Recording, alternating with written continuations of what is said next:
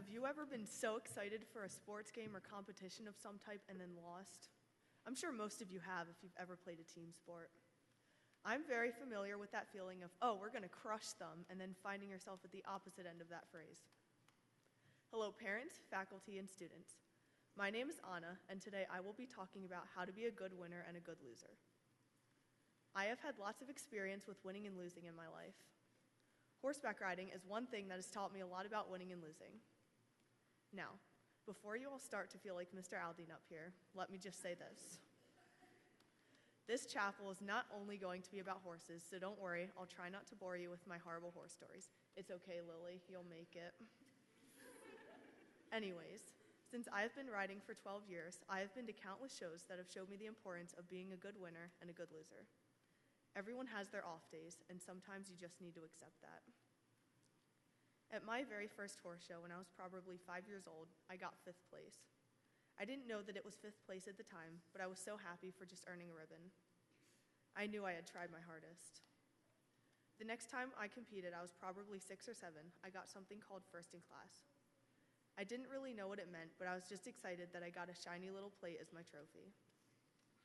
This past summer, I was competing at a new level for the first time. I ended up falling off twice in a row. The first fall was simply because I had lost my balance, and the second fall was because I had lost my confidence. That first fall had somehow given me the thought that I simply could not complete the course, which was not true at all. Nobody laughed at me. In fact, they clapped when I got back in the ring. They clapped because falling off a horse is very dangerous. The chances of me getting hurt were pretty high. Billy could have stepped on me, he could have freaked out and kicked me, he could have even fallen on top of me. I could have been hospitalized if any of that had happened, but thank God Billy just stopped and stared at me. I was blown away by the amount of respect that I received, even though I didn't place.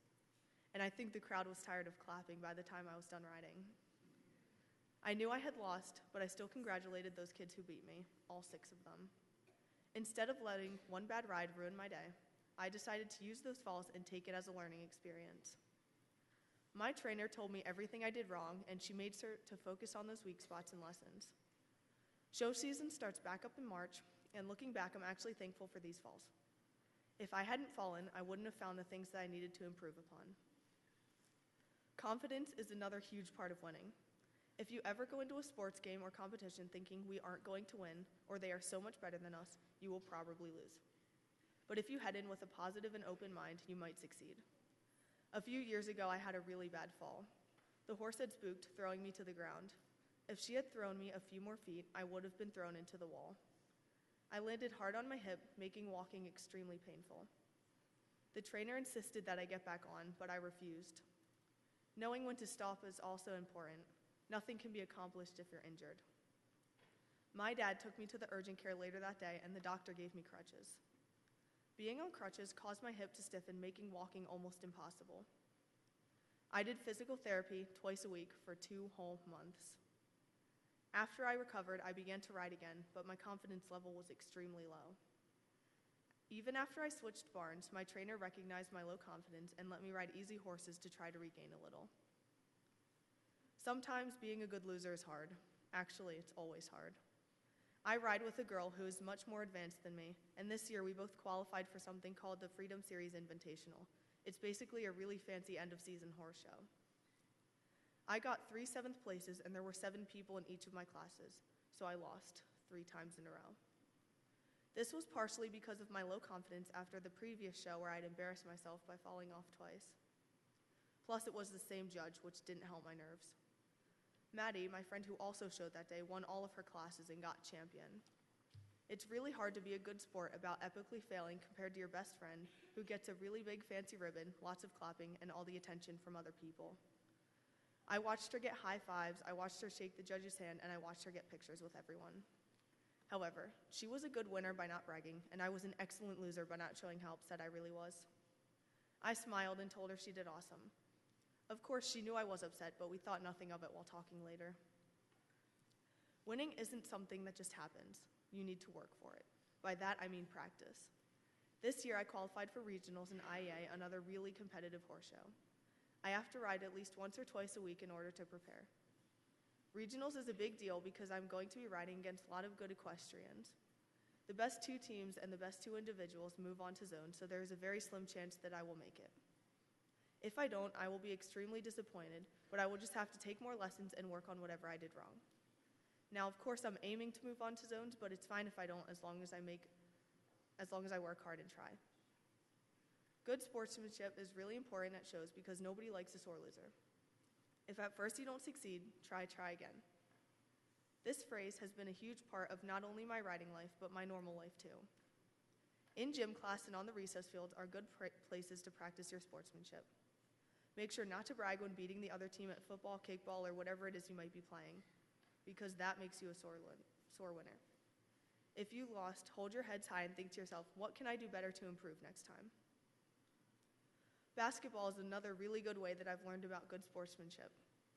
I think it's nice how we always shake hands with the other team, even if they beat us. When I used to do swim team, at the end of a meet, the winning team would always do a cheer for the losing team. This showed the losing team a lot of respect and made them feel a little better about losing. Now raise your hand if you came to see us play in Friday Night Lights.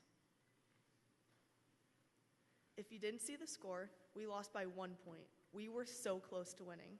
We kept an open mind the entire game, and that really helped. The support of everyone in the crowd was really helpful too. You don't even have to play a sport to know what losing feels like. Getting a bad grade on a test, quiz, or assignment gets you that same feeling of loss. As I've gotten older, test grades have become much more important to me, mostly because I'm in the midst of applying for high schools. Anyhow, a bad grade never feels good, and it's quite similar to losing a sports game if your friend scored higher than you. You never want to be a sore loser or a sore winner. A sore loser complains about the winning team and makes up some excuse for not winning. A sore winner brags and rubs it in the losing team's face, a common thing for young children to do.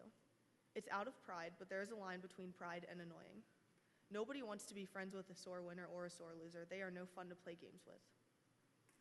For me, winning and losing has mostly been about confidence. If I lose confidence, my performance goes down until I receive something that boosts it back up. 2 shows after I fell, I won champion. And the show after that, which happened to be a few weeks ago, my first place finish allowed me to qualify for regionals. Right now, my confidence is high because I know I'm trying, so my performance will be good. In closing, I would like to share a quote. Don't let a win get to your head or a loss to your heart. Now, I would like to share this video of fails and wins from my years of horseback riding.